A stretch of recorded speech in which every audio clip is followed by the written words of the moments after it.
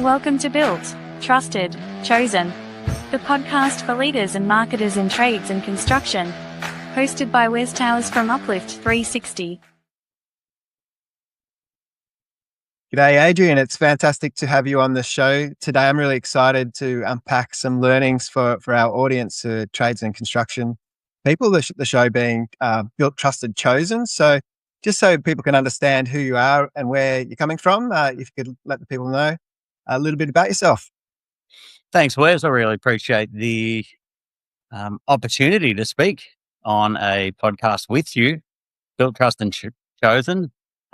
Adrian Henry from a town just in Geelong, Victoria, Australia, and have a business called Business Grower, which sort of explains what I do in the business name, which was half the idea, but it stems a bit further than that. Yeah, it's brilliant. And I'm obviously familiar with a lot of your work because I'm in Geelong as well. So the little place in Victoria, well, it's not so small anymore. It's not really a small town. It's more of a city these days, but the benefit, you're certainly known and respected around town. And I'm sure whatever learnings you have to share will be transferable and relatable in all sorts of places around the world. We have a global audience. So maybe let's speak to the built side of things. What are you building into people's businesses, and what are they needing from you? So at this point in time, from a building and construction point of view, I find a lot of the businesses, and I'm going to start with the smaller businesses who were working for a boss. They did their apprenticeship. They've done their time in the building construction industry, and they are great at what they do, really, really good at what they do. But what I often find is they struggle with the business side of things and actually growing the business. So they might get a few initial referrals and they think they can do it all themselves, and they think that repeat and referral business is the only way to go.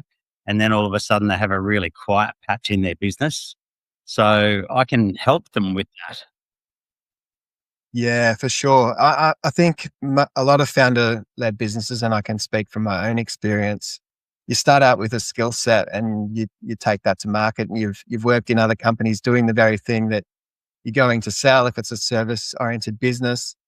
And then you find out the hard way that there's a whole bunch of other stuff that are involved in getting a business running and successfully running, and even just attracting enough clients in those early days can be challenging. And as you say, the cash flow and what do you think someone just starting out, we'll go through the journey and different stages of business potentially, but what's the starting out? You've just started a trade business. You're a Sparky. For those internationally, that's an electrician. We call them Sparkies here in Australia. Mm-hmm. So they're just starting out. They've brought their skill set, which might be a great skill set. And what are the common traps that they fall into in those early phases? Number one trap is the C word, and that's the cash flow. You did mention that earlier, and unfortunately they see all this money coming in and their charge rate is X amount of dollars, and they've got work coming out of their ears, and they're going down to Total Tools, all the tool stores, buying all their fancy Milwaukee gear or Makita or whatever their chosen brand is, and thinking this is great, this is heaps of tax deductions. And then the quarter goes by, the bookkeeper or the accountant taps them on the shoulder and says, you have a tax bill here, you just need to tidy that up for us. And in Australia, it's a business activity statement. And all of a sudden they fall off their chair thinking, I've already spent that money. I forgot to put aside the GST, the goods and services tax, into a separate account. That's just one of the calls I hear often. Yeah, I've got a story about that. Many years ago, I was working with an electrician who was seemed to be doing really well, and he hired people super fast, and he bought a fleet of cars, and so I may have leased them or what have you, but he had overcommitted, and so he just couldn't. He overextended himself, and whilst it was a steady and solid business, and it was probably going to grow to something substantial, he just sort of jumped in a little bit too soon, probably not knowing his figures all that well, and and sunk before he had a chance really to shine as a business. Um, what do you think? How do people go about their numbers so that they get a really good understanding of what they look like and even project what might be coming in the future? The projections are really hard because it's not in a tradie psyche. They learn a little bit about that at school, and I'm not coming across to be a professor in this area. I did study commerce and I have a finance background, but that's not the be all end all. It's the key to it is to speak with a professional that's either been there, done that, and fallen in Yeah. those holes and picked themselves up again, or engage someone professionally guide them through the process. Now that's a little difficult because sometimes they are a little scared of professional service fees that they might have to pay and think, I'll be right, she'll be right, I'll do it myself and I'll be okay and I'll get some advice along the way. But it really should be done at the start. And that's budgeting, forecasting, and pretending that you're already at the end of 2 quarters, so 6 months, and having a look at what that BAS looks like with the income and expenses, because it's simple. Income less expenses equals profit. Yeah. Expenses equal income, and unfortunately, it's a loss. Yeah, for sure. And so to dial up the sales and the income is one great solution if you if you have been spending a bit on setting things up and so on. So um, what do you think are the best ways to grow? Because most of these trade-based businesses and construction business, they'll be local businesses. What do you think are the best and most powerful ways to grow that type of business? 100% of the time, and I'll talk in the building construction industry, you can't build a house on a very unstable foundation. So you have to get the foundation right. And I'll talk there, concrete, at the base, the concrete, the Rio, everything has to be solid. And what I'm talking about that with the business point of view is to make sure that your business stands out, looks professional, looks trusted, and you can do that utilizing good graphics, so logos, websites, social media, and you can look really professional and crisp, investing a little bit of money early to be able to show that your business is quality and trusted. Yeah, 100%. I mean, getting the logo right the first time is so important. And it sounds so simple, but because it's going to be printed on business cards and if you're going to get your vehicles signed as well and uniforms and all the other bits and pieces, to have to do that again, it's a costly mistake. So it's worth spending a few bucks and making sure you get these branding elements. And it's not the whole brand, but it is the visual element of the brand to a large degree.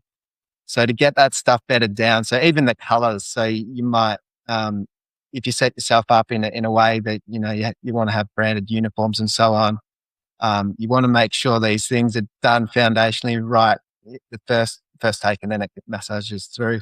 What about, it feels as though to me, there's businesses have the potential to sink into the sea of sameness. And we're seeing that probably more and more with AI as well, because people are writing what's seen to be great content and information and marketing material and so on. But because they're using the same tools and leaning upon them quite heavily, they're coming up with the creative ideas. It's kind of a generic kind of output. What do you think are the keys to finding your uniqueness so you can stand out and shine? I think from a business owner, and let's just talk about a sole trader or company with a director that's just finished up with a boss and has an apprentice and maybe a sidekick. I think the number one thing is to keep the business focused on them and who they are and what they do. Unfortunately, a lot of tradies and in the building construction industry like to hide and don't want to show their face and don't want to be the face of the business. But the reality is they need to be, because that's who you're going to trust your $100,000 extension to. That's who you're going to trust your commercial fit out to. So you need to know who is the owner of the business. And even to the extent, a lot of people cringe when they hear this, but on their business cards, they need to have a picture of themselves. And when they Yeah. push back on me about that, when I push that, so, okay, so do you have a Facebook page? Yes. What's your Facebook profile pic? Oh, it's myself and my dogs. Okay, well, your picture's out there anyway. So what's Yeah. the problem? Because people judge your business before they even meet you, whether it's online or whether they've seen your business card or a flyer. Yeah. It's a distinct advantage for a founder-led business who's involved in the business on a day-to-day basis to lead with their personal brand. And so I 100% agree that having your photograph on your business card and even in your email footers and so on, people might be engaging with you prior to meeting you in person. And so by the time they see you in person, they kind of have a sense that they already start to know you and like you and trust you, hopefully, because they've seen your photos so much. I get that all the time simply because it just feels as though when I meet someone for the first time, it feels as though we already know each other. It's almost like we're speaking as mates already because of the material they may have engaged with. So I 100% agree. That's such a distinct advantage. It's a weird thing. Small businesses try and do what big businesses do. They're trying to appear bigger than they are, and then bigger businesses are trying to be more appear smaller, so look more connected with their customers and all that Yeah. kind of fun stuff. So it's an interesting dynamic and mindset. With them, how much of the business? So there's the numbers and the figures and the hard stats and that sort of thing. But how much of is it mindset as opposed to the accounting and those sorts of things? Mindset's really important. I mean, you've got the get up and goers, and then you've got the people that can talk it but can't walk it, the businesses that really need assistance with that. So mindset's Yeah, definitely the way to go. But I just keep going back to this foundation and making sure that they have a foundation. One of my favorite words is process, process, process. So if you yeah, have a process where you get up in the morning and you walk your dogs 5K, and then you go back and you brush your teeth the same way everyone does. They put the same shoe on, the right shoe on first, the left shoe on next, or vice versa. We all have a process. So if you can follow a process and really structure that day and just go, I really can't be bothered. I might just sleep in for an extra hour, or, I might just avoid making that telephone call that I need to make to a disgruntled customer, whatever it is. You yeah, need to have a process to follow and block out certain times, because I was only speaking to my wife about it last night, and she pretty much works 9 hours a day, and then it goes to the gym in the morning, and then at nighttime, prepares dinner, and we do our home duties and the washing and the folding, etc. And we just get home and we're exhausted. And we were talking about pulling apart the day, saying, what can we sacrifice in that day to become more effective and to spend more quality time? So, yeah, and the other thing I failed to mention is the support. If you don't have that family support, whether it's a partner, whether it's a father, mother, mentor, whoever it is, to fall back on and occasionally keep you in line and question you and make you accountable, I think that's where a lot of small businesses fail, because it's like Groundhog Day. It's just an insanity that they think they're going to get a different result doing the same thing every day. yeah. And I suppose we all have a tendency to avoid the things that we don't enjoy and like. So we procrastinate on those things that are potentially the most important things. And so having someone in your corner to keep you accountable to the important things that, whilst might not be comfortable, that might be Mm, where the best growth comes from. So that's mm, true in businesses, as always, to no matter what part of the journey. We've spoken a fair bit about the smaller guys just starting out. there's probably roadblocks at different stages of business and the size and scale of business. What happens? What do you see become the issues as a business grows into, say, we've spoken of small, let's look at medium-sized businesses. New challenges, I suppose? Yeah, it's new challenges, but it's that equilibrium point where it's like, I don't want to grow my business anymore. And let's just say you're a builder and you have that apprentice and you have the laborer that's, everything's ticking along beautifully, and you start ramping up things. And then all of a sudden you've picked up another job and you can't physically do that yourself and you need to employ someone. The cost of employment, which people don't understand, is huge. I have a recruitment background as well. I wore many hats over my journey, my career, and they just don't understand the cost of business in relation to employment. It's the second highest cost of business. And that is, it's not just paying the gross salary, it's making sure that you pay the tax office with the PAYG, superannuation, which is increasing each year, sometimes payroll tax if you have a number of staff, work cover. So in Victoria here, the Victorian WorkSafe Authority is called WorkSafe. You have to pay a percentage of that to make sure that you're paying your dues and the insurance is covered. And then you have extra insurances. So that's sort of exponential when you're talking about increasing your business. And some, like you said, they just go way too big too quick and they can't handle that.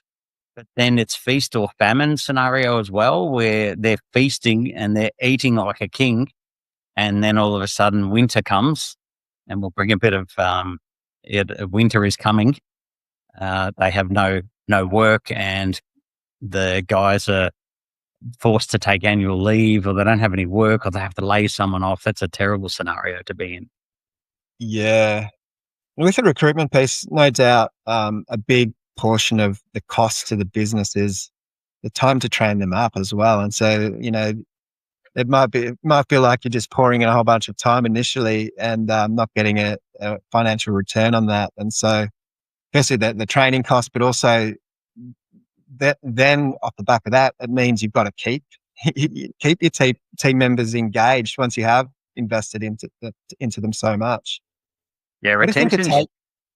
retention is huge. And unfortunately, I think, don't quote me, but it's about 2 to 2.5 years is the average retention of a staff member nowadays.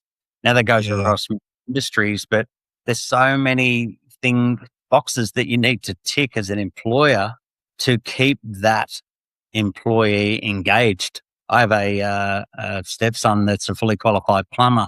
I've got a stepson that's halfway through an apprenticeship as a boat builder.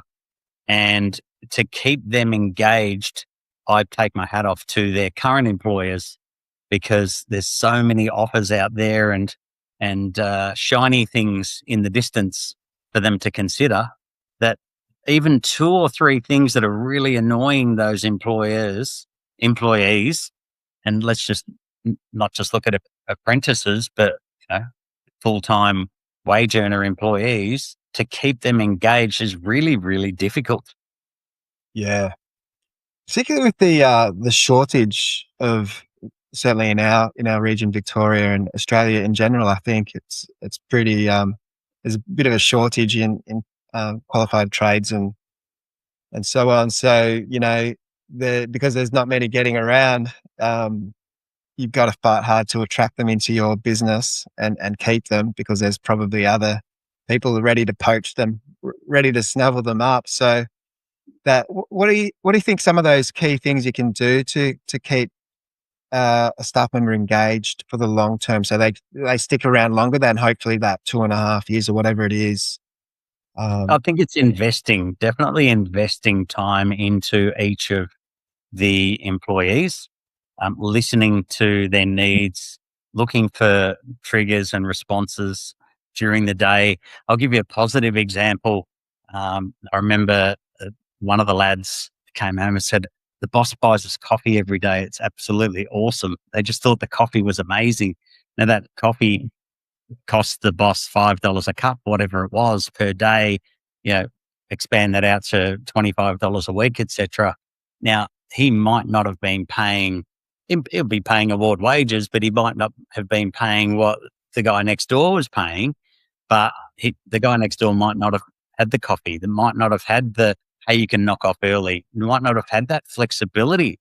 And a lot of staff in particular trades are looking for that flexibility where they want to knock off early, as we say in Australia, on a Friday and, go away for the weekend and have that flexibility where it's, where in the past it's been very, very rigid, and they hear of, because they talk, the staff members, and they say, oh, why don't you do that? Don't you go on events? Don't you guys play X golf or, catch up together? Oh, our boss does this, this, and this. So, it starts that whole engagement of a staff member and really keeping them highly engaged.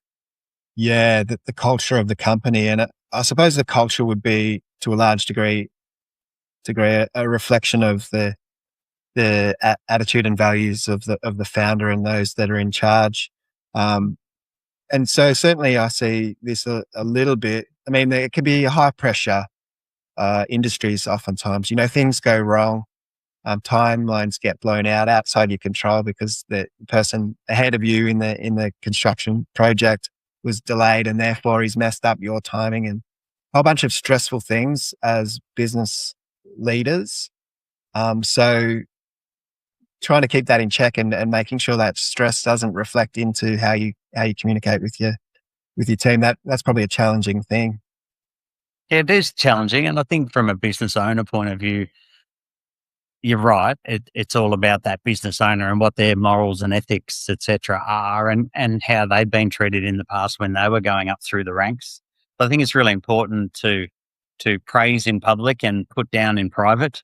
So back in the olden days, and my father's a qualified builder, worked on commercial sites and residential. I didn't get his genes, unfortunately, so not very good with my hands. But yeah, back in the day, it was like, throwing things at the apprentice when they haven't done things correctly and yelling at them and abusing them, etc. You can't do that anymore.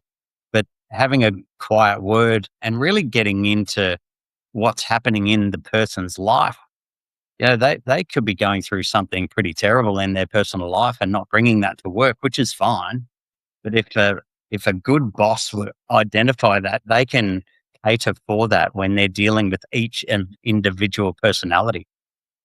Yeah, that's it. So all these things behind the scenes are so important in a business. But let's look at the customer facing stuff for a bit now. And how do people grow if they're looking to scale?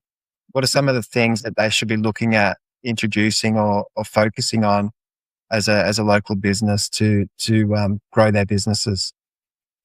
Many building construction businesses that I speak with in the area don't have a good CRM, so customer relationship management system. So we explore that with them as to what might be a good system for them. Now, in the building construction industry in Australia, and actually worldwide, there are software packages called Simpro. There's ServiceMate, which is M8, ServiceMate, Tradeify, Elitsi, Fergus. There's so many of them, and I can help them with that because I've used a lot of these systems. And they might think, oh, I don't want to pay X amount of dollars per month just to keep customer records. I'm happy with what I'm doing. They're all in my phone. I've got them in Xero or MyOb or my bookkeeping package. And where I take them on that journey is to talk to them about their existing client base, because unfortunately, let's just say they've done a little job for Mrs. Jones where they've built a deck for her, and they've gone in, built the deck, and off they go. And then Mrs. Jones never hears from them again. Mrs. Jones needs to hear from them again to make sure that they are front of mind when she's making another purchasing decision. And that is, she might need her doors adjusted. She might want a new kitchen, a new bathroom, an extension, a renovation. And if you've really looked after old Mrs. Jones, she's going to tell 10 people about your service and business. So they're not leveraging the existing database. And to do that is just sometimes a quick phone call, or it's an email, or it's some sort of social media um, post that they've done that Mrs. Jones is following. Yeah, 100%. It's a lot of this stuff can feel overwhelming, and because there's so many options too, right? With the software opportunities, and because there's so much, you just kind of delay making a decision. I think this is why it's critical to get people in your corner who have had experience with a bunch of tools, and they know what pragmatically is going to work under different circumstances. So, I mean, it's a shortcut to success, leveraging someone else's experience and ideas and thoughts, and just get it done so much faster than trying to dabble and figure it out. And you choose a platform or whatever it is, and you find it's not great and there's a better one, and then you've got to rework it all into the new thing, and then everyone gets frustrated because they've just learned how to do something and then they're onto something new. So I think that's the value of getting expert advice. I mean, of course, yes, ask your mates if they're in the similar fields, what they're up to and how they do it, but they might have not made the greatest decision either because they've only got their limited understanding as well. We all do, but someone who's seeing it like you, from all sorts of different angles, I think it's powerful. Mm. Do you think with the tech piece, the other aspect I like to think about is if it's all in the founder's phone, what happens if he's sick for a week or longer? I mean, talking to a guy who had nearly died. He's and his wife had to pick up the business. He was on the podcast. He was in the hospital a long time, and so even things like knowing who to pay the invoices for, how to get into bank accounts to pay, and all this kind of stuff. A nightmare without systems. It was just a traditional thing of the founder running it all and having a team doing the work, but no real simple way for someone to pick up the pieces. Yeah, You see that? you Yeah. reminded me of something really, really important that someone very wise once told me. And that was, when you start a business, it doesn't matter how small it is, build an organizational chart to what the business will look like in the future. So Yeah. that sounds really silly because it might be Wes Towers Constructions director, Wes Towers bookkeeper, Wes Towers marketing manager, Wes Towers admin manager, Wes Towers cleaner, and fill your name with the whole organizational chart that cascades down into that bottom level. And I'm not talking about bottom as in that's a worse job, good job, but put your name in there and then build systems around those positions and make sure you have a position description for each one of those roles. And then Yeah. number one thing is to try and replicate yourself, not so much your skills, because, I might be very good at running your business for you, but I can't swing a hammer properly or, use a nail gun effectively or measure something correctly. However, you need to replicate yourself. And that's where, when you grow, have someone in your corner early, but then have that bookkeeper doing your bookkeeping, have the accountant doing your accounting, which they have to do anyway. Have someone doing your social media for you. And if you're not good at certain things, use the analogy of put your aces in your places. So if you can afford to do that, put the right people in the right roles that can do those things effectively and move on and get on to the income producing things that you really enjoy doing as a business owner. Yeah. Yeah, 100%. And the things that only you can do, or to a high level. I mean, what do you think the last kind of roles and functions, thinking about that org chart, what are the last things you should be giving up as the founder-led business? I think you need to learn them all. And I'll talk about my sales and business development experience. And that's what I've done for over 25 years, amongst other things. And that is, a lot of businesses ask me to go out and do their prospecting for them and cold calling and door knocking to businesses. And I push back. I won't do that for them. I will, however, grab them by the scruff of the neck, throw them in the car, and we'll do that together. And I will teach them how to do that and how to put a process in place to do that as part of. And then when they get a little bigger, they can actually employ a business development manager or an account manager or someone to look after their existing clients and look for new business. So that's at the top level, I would say, from a business owner's point of view. From their point of view, it might be, hey, you just need to let go of some of these tasks that you really, really enjoy doing, but it's not income producing for you. And I talk about the dollar an hour thing, and this is not putting anyone down, but there are jobs that are worth about $30 an hour in Victoria, Australia. Yeah. And if their charge rate, and I'm talking about gross charge rate, not gross margin, which is a big difference, their gross charge rate is $120 per hour or $150 per hour, and they can earn that money, but they're doing a $30 an hour job, that doesn't make sense. And I break that down for them. Yeah. Yeah, that's so true. I mean, sometimes we avoid, I think I said it before, we avoid the things that are most beneficial just because they're uncomfortable. And that sales piece, the business development, it does feel uncomfortable a lot of times because no one wants, that perceived rejection and all that kind of stuff. You need to be fairly resilient and robust in that sort of environment. So I think that fear, I love the way you do it, to getting in the car and going around and help, support them on the ground, rolling up your sleeves, but getting them to do the work so they know how to do it. And then eventually potentially train other people in the way in which they should go. Love it. And obviously, go on. Sorry, Wes, we talk about meeting. I have a different view on this, and also speak with business owners and builders, construction, etc. I try and pick the time that they're going to be engaged. Now, if that's 6:30 in the morning over a coffee or breakfast, then that's when I'm meeting them. If that's on the work site with nail guns firing off and saws going and blasting, but we're standing in the corner and the owner's keeping an eye on their staff, but we're still talking and we're using it because they're a visual person, then that's where I'm meeting them.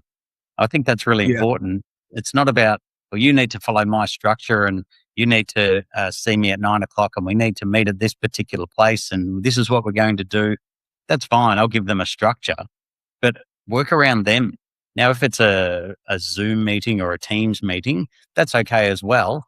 But we need to talk about being engaged for that particular time, because business owners, you know very well, we can get distracted really easily. Yeah, 100%.